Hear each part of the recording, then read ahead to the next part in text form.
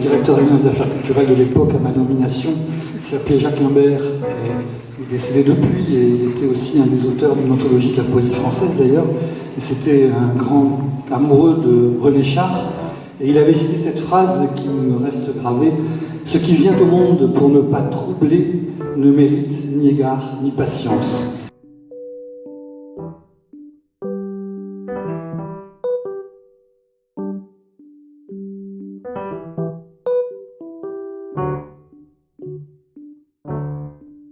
C'est toujours très difficile de parler d'un spectacle de Romeo Castellucci. C'est difficile d'en parler parce que les spectacles de Romeo Castellucci restent des choses extrêmement mystérieuses, des énigmes. On sort d'un spectacle de Castellucci totalement ébranlé dans notre intimité profonde. On est perplexe, mais en même temps, c'est des images qui nous restent à vie. Donc on vous a remis à l'entrée normalement des bracelets de couleurs différentes. On a eu envie ce soir de changer un petit peu notre manière de procéder dans les présentations de saison et de vous faire découvrir un petit peu ce qu'on fait habituellement chez les abonnés de la Rose des Vents, ce qu'on appelle les rosatomes. Donc ce sont des présentations de saison en petit comité. Ça nous permet d'avoir un ton un peu plus décontracté, de pouvoir aussi répondre à vos questions, enfin voilà, de discuter de manière très très libre. Et puis, donc vous serez dispatchés un petit peu partout dans la Rose des Vents avec des membres de l'équipe, mais aussi des artistes de la saison. Maintenant, je passe donc aux couleurs. Les bracelets rouges partiront avec Didier et Antoine Lemaire, si tu veux bien te lever, en petite salle. Donc les bracelets rouges, vous êtes invités à partir par là-bas. Les bracelets roses avec Amiel et Tommy Millot, qui est là-haut. Vous partez dans la grande loge.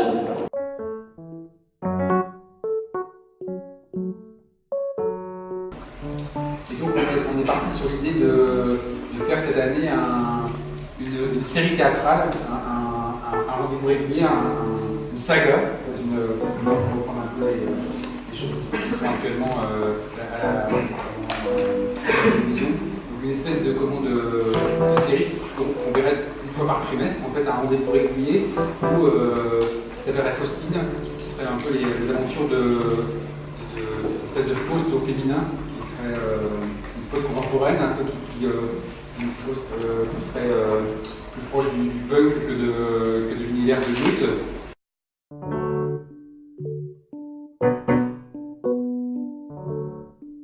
Il est belge et lui aussi il y a systématiquement un travail sur la vidéo dans ses spectacles. Il s'agirait d'un solo qui a été écrit il y a 10 ans maintenant pour ce bijou, qui est la mise en scène d'un roman qui raconte les souvenirs d'un petit garçon qui a été emprisonné avec sa mère pendant la Seconde Guerre mondiale dans un camp de concentration japonais.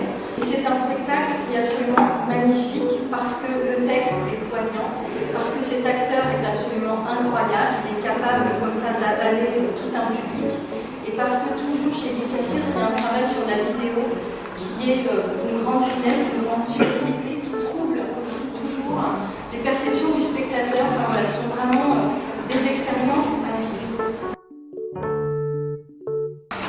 Alors la dabke, c'est une danse traditionnelle palestinienne.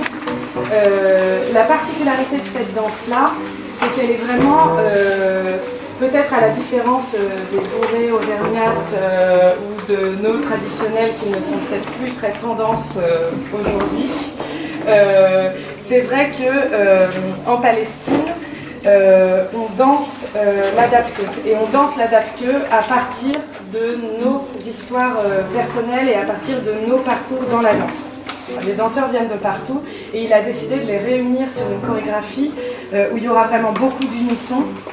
Et la force de cette chorégraphie-là, c'est qu'on voit vraiment toutes les identités chorégraphiques de ces personnes-là et les empreintes de leur vie, quoi.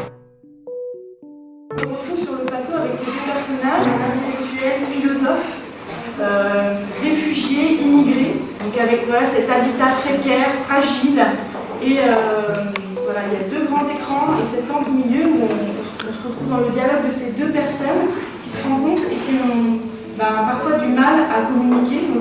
C'est l'histoire de la rencontre de ces deux personnages. Alors bien sûr, cette compagnie, elle a créé ce spectacle pas forcément cette année, mais ça fait un gros écho à l'actualité, avec ce qui se passe en ce moment, on parle beaucoup avec l'Europe.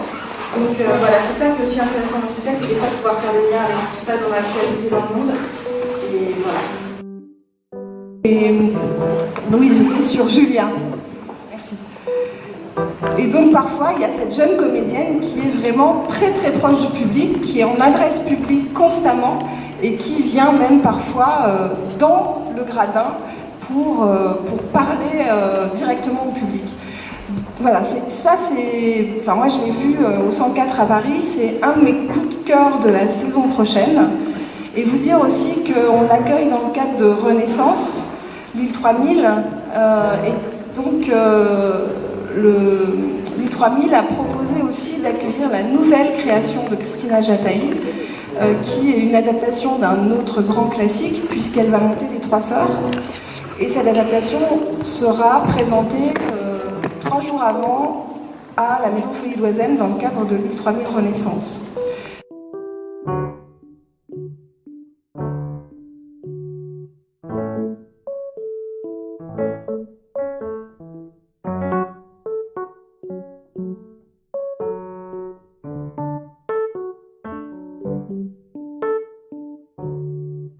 Du coup, est-ce que vous pouvez me donner une petite anecdote par rapport à votre spectacle?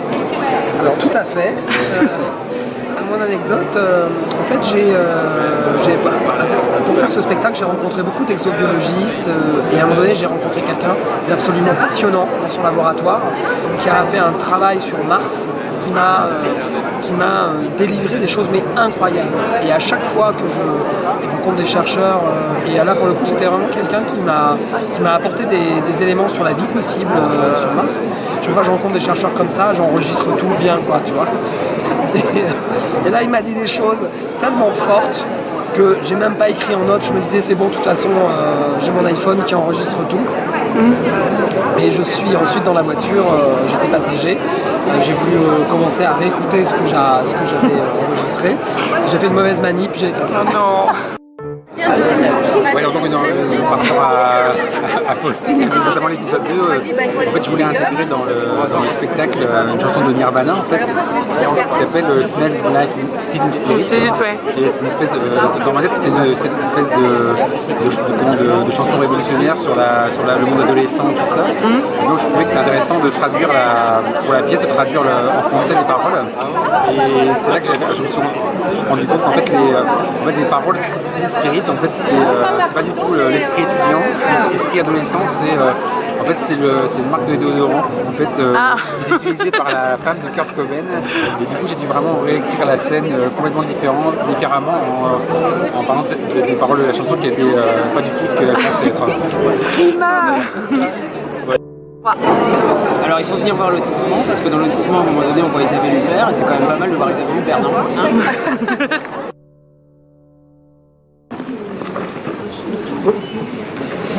Il va falloir... je ne vais pas vous presser, mais... Nous partirons avec Anna et Corinne, que vous ne connaissez peut-être pas, qui est notre assistante communication avec sa chemise à fleurs. Cécile, les fleurs, c'est pour toi. Les oranges vont rester ici. Les bracelets bleus, bracelet bleu, vous êtes dans l'entrée de la petite salle avec Maxence que vous connaissez certainement, qui est à l'accueil billetterie, ainsi le chorégraphe qui présente cette pièce a choisi de rassembler plein de danseurs qui viennent d'horizons. Tiens, un groupe qui passe. Il est déjà 20h45 ? Non. Ah bon. Il visite. Et du coup, je suis perdue. Et... Par exemple, et qui sort de d'autres formes. Et donc, c'est quelque chose d'assez assez moderne, assez rock'n'roll, je vous mets. Alors rock'n'roll et